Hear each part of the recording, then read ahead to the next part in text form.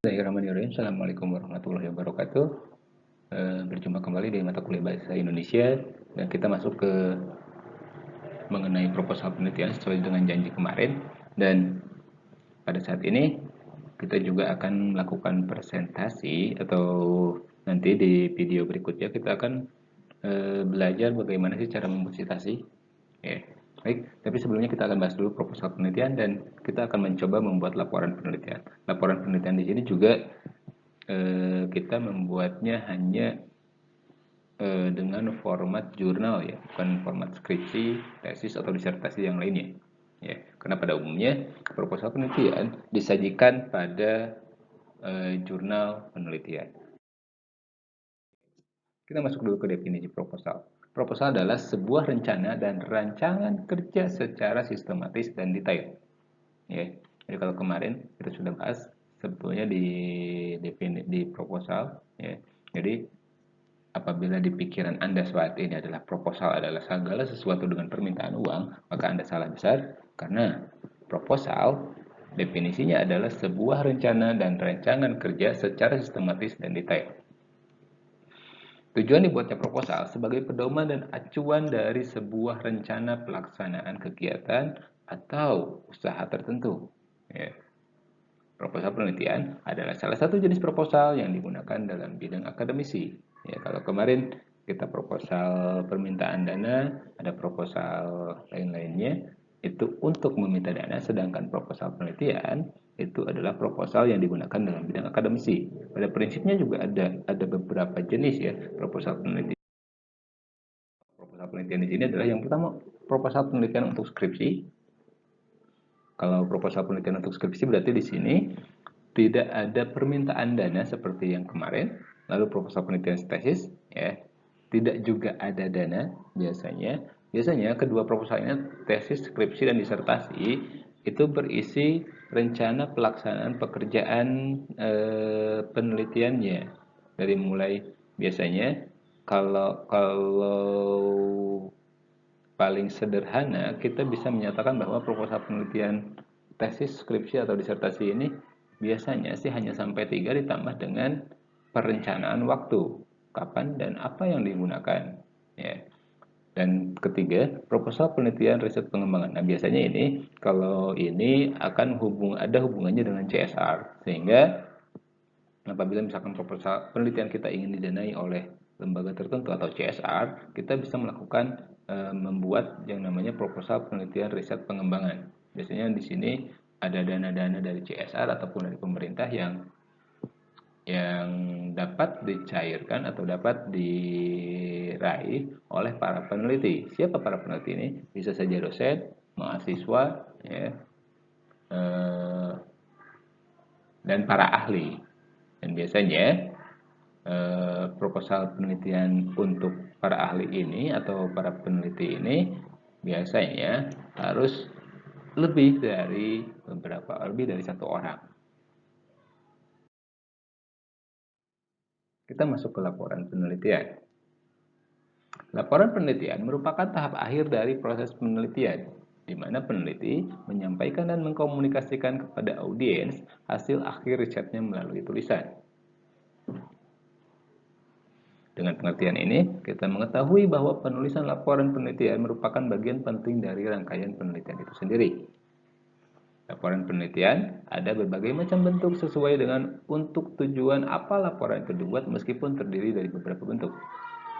Laporan penelitian memiliki sifat tetap yaitu ilmiah. Atau laporan penelitian selalu bisa disebut juga sebagai karya ilmiah, namun tidak semua karya ilmiah bisa disebut sebagai laporan.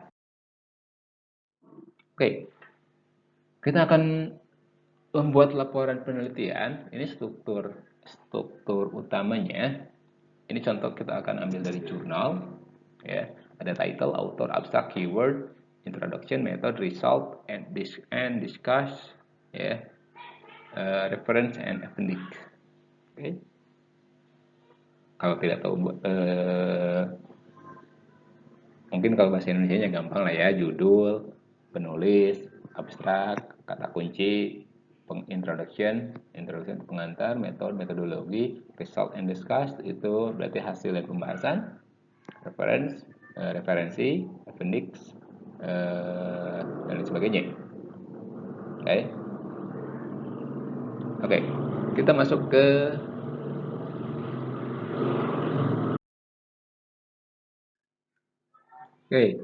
masuk ke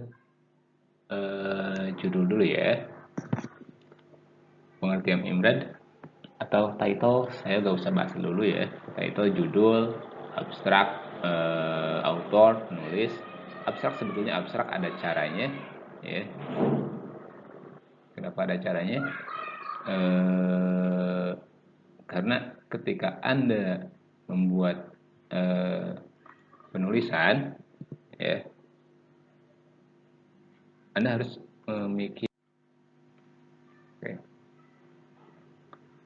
memikirkan abstraknya seperti apa. Sebetulnya abstrak sendiri merupakan intisari dari keseluruhan penelitian. Pada prinsipnya ketika abstrak kita bagus dan dibaca oleh orang lain, maka dengan membaca abstrak saja kita bisa tahu arah penelitian yang diteliti oleh orang atau oleh peneliti tersebut itu arahnya kemana dan apa hasilnya. Ya. Pengertian secara umum, abstrak merupakan istilah yang digunakan untuk menggambarkan kondisi yang tidak ada wujudnya. Ya, secara umum definisinya ya, abstrak itu berarti tak berwujud. Ya. Di dalam penelitian sendiri, abstrak adalah tulisan singkat yang berisi gambaran secara menyeluruh mengenai aktivitas kegiatan penelitian yang dilakukan. Abstrak biasanya diletakkan di bagian awal sebuah karya ilmiah ataupun laporan hasil penelitian sebagai informasi awalan bagi para pembaca. Abstrak ya pada umumnya kalau di skripsi atau di laporan-laporan penelitian untuk meraih gelar sarjana itu ada dua bahasa ya, biasanya bahasa Inggris dan bahasa Indonesia kalau di kita. Fungsi abstrak sendiri ya, memiliki beberapa fungsi. Yang pertama itu sebagai komponen utama laporan hasil penelitian, gambaran umum mengenai isi laporan penelitian dan bahan pertimbangan bagi pembaca. Jadi sesuai tadi yang saya bilang, ketika Anda membuat abstrak, maka di abstrak tersebut akan menunjukkan apa dan hasilnya bagaimana ya, karena biasanya juga di abstrak itu yang pertama ditulis tujuan penelitian. Misalkan tujuan penelitian ini adalah mengungkapkan sasaran yang ingin dicapai, yaitu dengan mendeteksi apa. Ya. Setelah tujuan, lalu ada metodologi yang digunakan, lalu setelah itu ada batasannya, ya, lalu ada value, nilai, dan seterusnya. Ya. Oke. Keyword sendiri adalah kata kunci. Biasanya kata kunci yang di sini adalah kata apa yang sering muncul atau yang menjadi kunci agar orang bisa mencari. Misalkan Anda membuat penelitian game augmented reality tembak bebek misalkan, ya, maka bisa aja kata kuncinya augmented reality, ya. Boleh dua kata, boleh tiga kata, boleh juga, ya, selama kata tersebut merupakan kesatuan, ya. Misalkan tadi augmented reality kan itu dua kata tetapi dia satu kesatuan, ya. Oke, kita masuk ke intinya utama yaitu IMRAD, ya. Introduction, Method, Result, and Discuss. Ya. IMRAD ini disingkat IMRAD. Ini merupakan bagian tengah. Kita bahas dulu dari introduction. Introduction adalah bab pertama dari karya tulis yang mengantarkan pembaca. Saya ulang. Maaf apabila ada sedikit bising karena cukup dekat dengan jalan raya ya. Introduction adalah bab pertama dari karya tulis yang mengantarkan pembaca untuk dapat menjawab pertanyaan dan apa yang diteliti. Untuk apa dan mengapa penelitian itu dilakukan. Oke. Pada dasarnya introduction ini berisi latar belakang masalah, rumusan masalah, pembatasan masalah, dan penelitian. Ini kalau di jurnal berarti disatukan dalam satu bagian. Ya.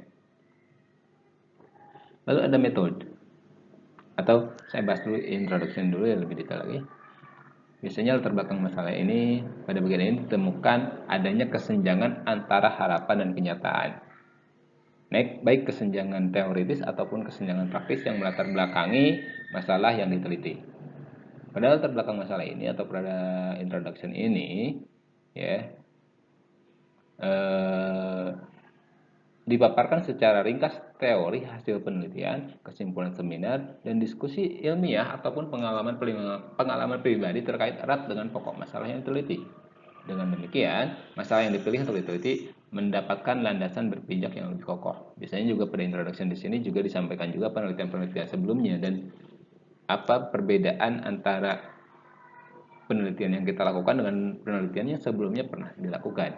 Karena kita sudah agak sedikit space, khususnya di informatika ya, space untuk meneliti keterbaruan itu sebetulnya cukup banyak, tetapi untuk sekelas biasanya untuk mahasiswa itu sebetulnya sudah ada ranah-ranah lainnya atau sudah dilakukan oleh orang lain dan kita mungkin hanya mengembangkan saja ya. Oke. Dan kita masuk ke bagian metode. Metode atau metodologi merupakan prosedur atau cara seseorang dalam melakukan suatu kegiatan untuk mempermudah memecahkan masalah secara teratur, sistematis, dan terkontrol. Ilmiah adalah suatu keilmuan untuk mendapatkan pengetahuan secara alami berdasarkan bukti fisik. Jadi, metode ilmiah adalah suatu proses atau cara keilmuan dalam melakukan proses ilmiah, science project, untuk memperoleh pengetahuan secara sistematis berdasarkan bukti fisik. Sebetulnya pada prinsipnya ada di metode sendiri itu ada proses yang pertama kita yaitu mengumpulkan data ya. Proses pengumpulan data itu biasanya aspeknya what, with, where, when, and how. Ya, what, data apa yang dikumpulkan, with, dengan apa data dikumpulkan, where, dari mana data dikumpulkan, ya, when, kapan data tersebut dikumpulkan, dan how, bagaimana cara pengumpulan data tersebut. Ya, beberapa metode juga bisa kita pakai ya, dari mulai metode pengumpulan data. Kalau misalkan karena kita itu anak teknik, maka kita menggunakan metode rekayasa. Mungkin kalau buat nanti Anda yang ngambil ke konsentrasi RPL, maka Anda menggunakan metode rekayasa perangkap lunak ya. Atau untuk ada yang sistem informasi, maka Anda menggunakan metode perancangan sistem informasi dan seterusnya ya. Maka akan ada beberapa combine metode, tapi pada awal yang digunakan adalah metode pengumpulan data. Metode pengumpulan data sendiri ada 3 jenis ya, metode wawancara, metode observasi, dan metode daftar pertanyaan. Biasanya juga di sini tergantung dari jenis penelitian yang kita gunakan, apakah kuantitatif atau kualitatif ya. Biasanya kalau di teknik itu kualitatif ya, bukan kuantitatif ya. Kita bahas lagi tadi ketiga metode pengumpulan data. Yang pertama wawancara. Wawancara merupakan teknik pengumpulan data yang dilakukan melalui tatap muka dan tanya jawab secara langsung antara pengumpul data maupun peneliti terhadap narasumber ataupun sumber data. Ya. Wawancara pada penelitian sampel besar biasanya hanya dilakukan sebagai studi pendahuluan karena tidak mungkin menggunakan wawancara dengan ratusan responden atau bahkan ribuan responden. Ya. Pada umumnya metode wawancara ini dilakukan untuk penelitian berjenis penelitian kualitatif seperti yang anak teknik lakukan. Biasanya ketika misalkan contohnya adalah membuat sistem informasi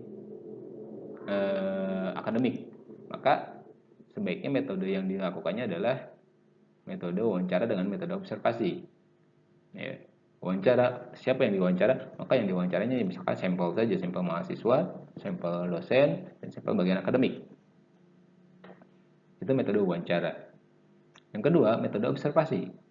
Observasi merupakan salah satu teknik pengumpulan data yang tidak hanya mengukur sikap dari responden atau wawancara dan angket, namun juga dapat digunakan untuk merekam berbagai fenomena yang terjadi atau situasi dan kondisi. Teknik ini juga digunakan oleh penelitian kualitatif ataupun kuantitatif. tetapi biasanya kualitatif yang lebih dominan, karena kita akan contoh ketika kita membuat sebuah sistem informasi tertentu, maka kita harus mengetahui dulu manual guide-nya, aktivitas manualnya seperti apa, dan kita harus melakukan observasi, ya. Tidak bisa hanya melalui SOP, meskipun bisa saja ya melalui SOP, ya, tetapi ini tidak cukup relevan kalau hanya melalui SOP. Ya.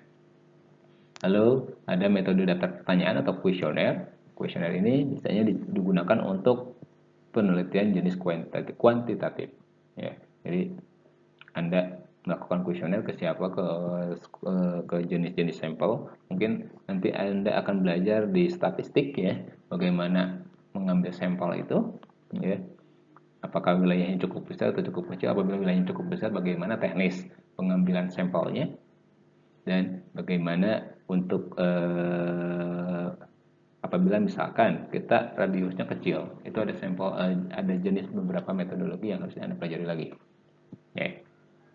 Sebetulnya ada satu lagi, yaitu metode studi literatur. Kalau metode studi literatur itu digunakan dengan kita membaca beberapa buku atau beberapa penelitian untuk dilakukan pencarian literatur-literatur yang sesuai dengan penelitian yang kita lakukan.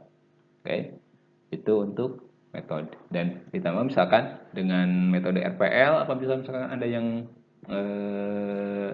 mengambil konsentrasi RPL, ya, misalkan waterfall, agile, scrum, kanban, RAD, dan seterusnya.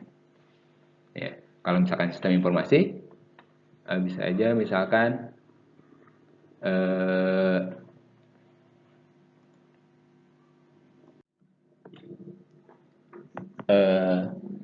dari studi literatur, ya. Jadi beberapa metode, sorry, jadi sempat potong sebetulnya videonya.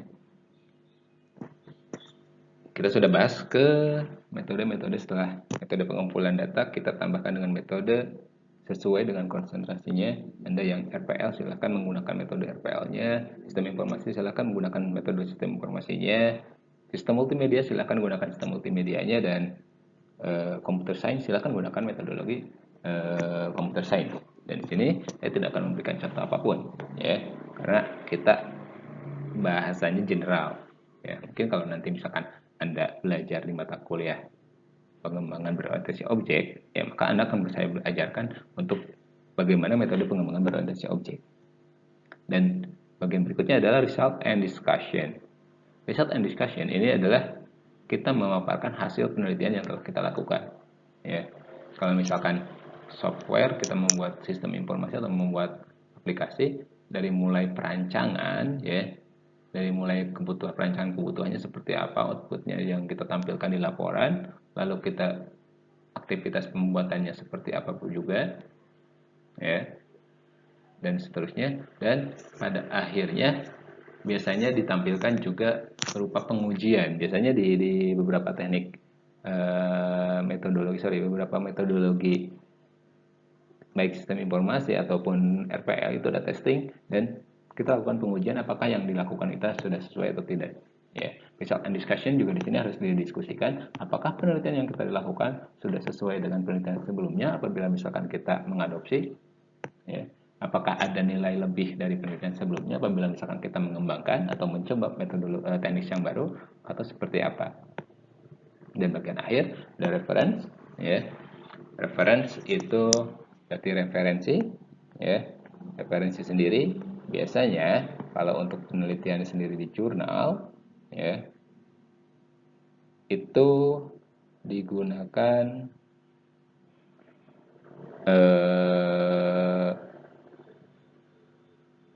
ya, referensi sendiri itu menggunakan beberapa alat citasi biasanya, ya. Ada kalau dari Word, ya,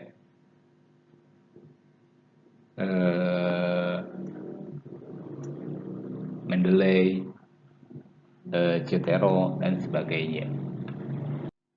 Ya, jadi dengan referensi sendiri kita akan nanti di pertemuan berikutnya atau di video setelah ini, ya, kita akan mencoba praktek bagaimana sih melakukan citasi itu, ya.